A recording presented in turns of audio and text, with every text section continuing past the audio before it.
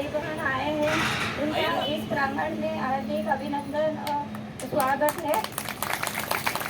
सभी को पूरे सेंचुरी परिवार को जिंदाबाद।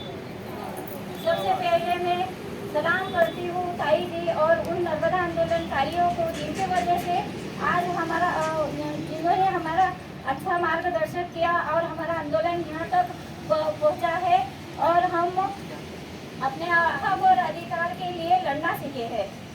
न तो हमारे पास अभी मंच है न पांडाल है, फिर भी हम आगे लड़ रहे हैं और बढ़ रहे हैं, क्योंकि हमारे पास एक ईमानदार संगठन है, ईमानदार श्रमिक जनता संघ यूनियन है, जो हमें समय समय पर मार्गदर्शन देती है। न ये रैली हमारी न आंदोलन न धर्म जाति और भाषा का प्रचार कर रहे हैं। हमें तो रोटी और कपड़ा और मकान चाहिए। हमें अभी पहले भी हमें जीत मिली है और हमने वेतन पाया है। आगे भी हमारी लड़ाई जारी रहेगी जब तक हमारे आंदोलन को मंजिल नहीं मिलती, जब तक हम लड़ेंगे।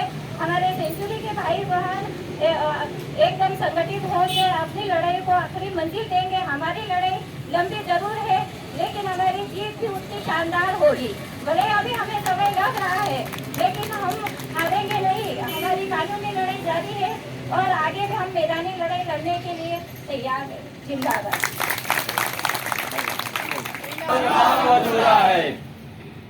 अब एक और खुशखबरी है ये कि मुंबई से कर्मचारी महासंघ के, हालांकि मेरे साधु भाई हैं, यूनियन लीडर यहाँ पे मौजूद हैं,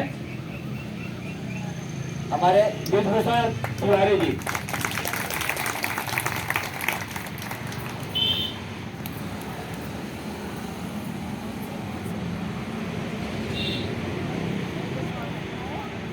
वो यहाँ पे आए, अच्छी बात है, बहुत बहुत धन्यवाद। अब इसी कड़ी में हम हमारे सेंचुरी की लड़ाई के जो मुख्य किरदार में से एक हमारे सचिव संजय चौहान जी से अनुरोध है, तो जो भी चल रहा है अभी लड़ाई में, क्या क्या हुआ है और कैसे कर रहे हैं, इसे बताएं।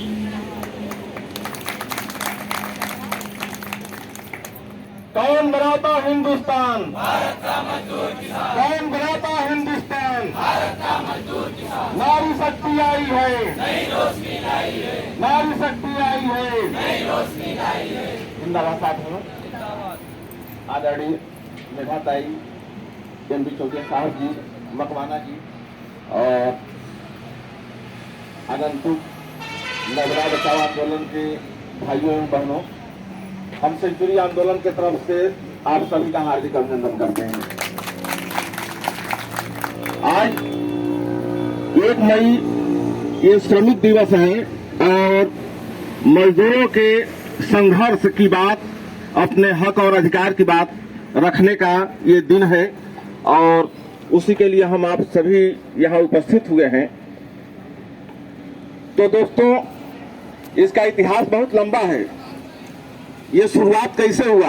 135 साल पहले अमेरिका में उस समय 15-15 घंटे ड्यूटी चलती थी, तो आदमी परेशान हो जाते थे, पागलपन जैसे कंडीशन हो जाती थी और उसी को लेकर के जगह जगह ये आवाज उठने लगी कि ड्यूटी 8 घंटे होनी चाहिए। उसी को लेकर के बहुत जबरदस्त संघर्ष हुआ और उसको लेकर के सरकार गई और ये बहुत बड़ा हादसा था अंतर्राष्ट्रीय स्तर पे और उसी के याद के रूप में ये श्रमिक दिवस 1 मई को ये मनाया जाता है।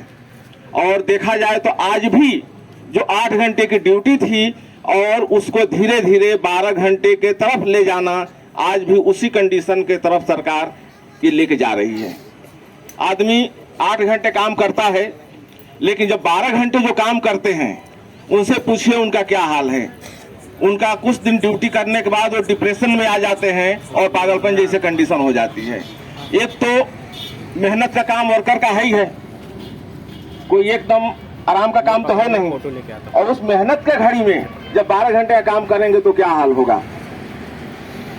सेंचुरी के आंदोलन में 2017 से जो सेंचुरी की लड़ाई चली, उसमें आज तक हम लोग 8 सालों में बहुत कुछ पाया ही हमने, और खोया हमने थोड़ा सा है। देखा जाए तो सिर्फ 2021 से जब वेतन बंद हुआ, लेकिन जब से वेतन बंद हुआ तब से आज तक वेतन भले ही नहीं मिला, लेकिन कानूनी स्तर से आप लोग इतने मजबूत हो गए हैं कि वो मजबूती ही आपको मंजिल तक पहुंचाएगी।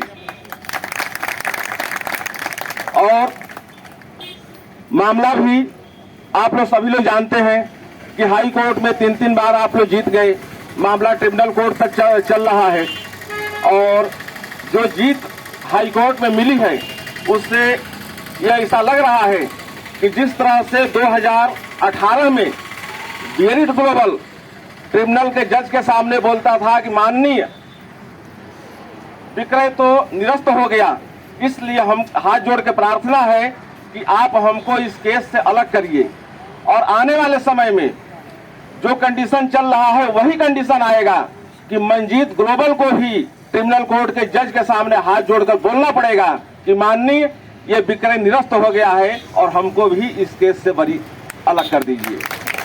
जिस तरह से विश्वास करने के जिस तरह से विश्वास न करने के कुछ कारण होते हैं, उसी तरह से विश्वास करने के भी कुछ कारण होते हैं, लेकिन जिस तरह से हम लोग कानूनी स्तर से मजबूत हैं और होते जा रहे हैं, उस तरह से ये उम्मीद किया जा सकता है 101% कि आने वाले समय में हम जीतेंगे और अपने मंजिल को प्राप्त करेंगे। आज इतने भ्रष्टाचार है, आप दूर मत जाइए, सिर्फ निमरानी इंडस्ट्रियल बेल्ट को ले लीजिए, यहाँ सैकड़ों से ऊपर कंपनियां हैं, लेकिन उन सैकड़ों से ऊपर कंपनियों में कहीं भी मिनिमम वेज नहीं मिल रहा है। अकुशल का वेतन दे करके कुशल पर काम कराना, 8 घंटे के जगह पे 12 घंटे काम कराना, महिलाओं जो ड्यूटी जाती है उनको भी सही तरीके से वेतन न देना, और ऐसा नहीं है कि यह किसी को पता नहीं है। श्रम से संबंधित जितने भी अधिकारी हैं, चाहे वो लेबर ऑफिसर हो, लेबर कमिश्नर हो, या श्रम मंत्री हो, या जो भी उससे संबंधित रिलेटेड जो भी पदाधिकारी हो, सबको पता है, लेकिन फिर भी ये भ्रष्टाचार रुक नहीं रहा है। अभी वेज रिवाइज आया है और वो भी हमको लगता है कि अभी किसी कंपनी में लागू नहीं हुआ है, जबकि 1 अप्रैल से ही उसको लागू हो जाना चाहिए।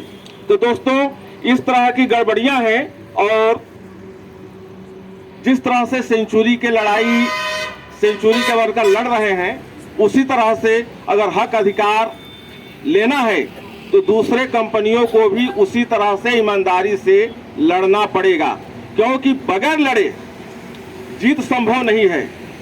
अधिकार और कर्तव्य दोनों एक ही सिक्के के 2 रूप हैं।